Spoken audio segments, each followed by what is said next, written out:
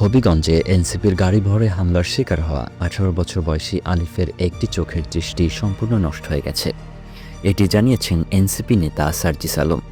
বুধবার নিজের verified Facebook পোস্টে তিনি এই তথ্য জানান। তিনি আরও দাবি করেছেন এই তথ্য নাকি তিনি পেয়েছেন চিকিৎসকের মাধ্যমে।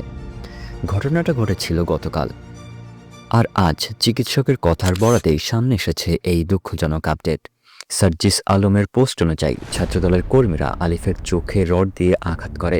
এরপর তাকে সদর হাসপাতালে নেওয়ার সময় হাসপাতালের গেটের সামনেই আবারও হামলা হয় বলে দাবি করেছেন তিনি। সার্জিসের ভাষ্যমতে তখন আলিফের চোখ থেকে প্রচুর রক্ত ঝরছিল। প্রাথমিক চিকিৎসাও নাকি তাকে ঠিকভাবে নিতে দেওয়া হয়নি। পরিস্থিতি আরও খারাপ হওয়ার আগেই তাকে সিলেট ওসমানী মেডিকেল কলেজ হাসপাতালে পাঠানো হয়। সেখানকার দায়িত্বরত চিকিৎসকের সঙ্গে কথা বলার পর সার্জিস আলম জানিয়েছেন আলিফের একটা চোখের দৃষ্টি পুরোপুরি চলে গেছে। চিকিৎসকেরা পরামর্শ দিয়েছেন তাকে দ্রুত ঢাকার জাতীয় চক্ষু বিজ্ঞান ইনস্টিটিউট ও হাসপাতালে নিয়ে গিয়ে অস্ত্রোপচার করতে হবে।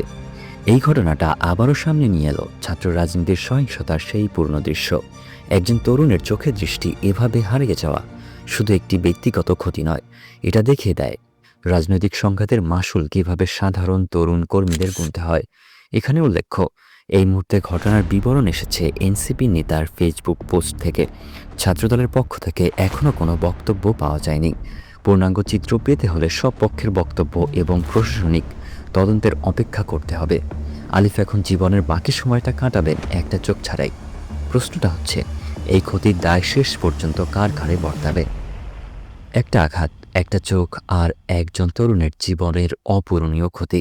এই খবরটা আমাদেরকে আবারও মনে করিয়ে দেয় রাজনৈতিক সহিংসতা কখনো শুধু রাজনীতিতেই থেমে থাকে না, এটা একজন মানুষের পুরো জীবনের গতিপথটাই পাল্টে দেয়।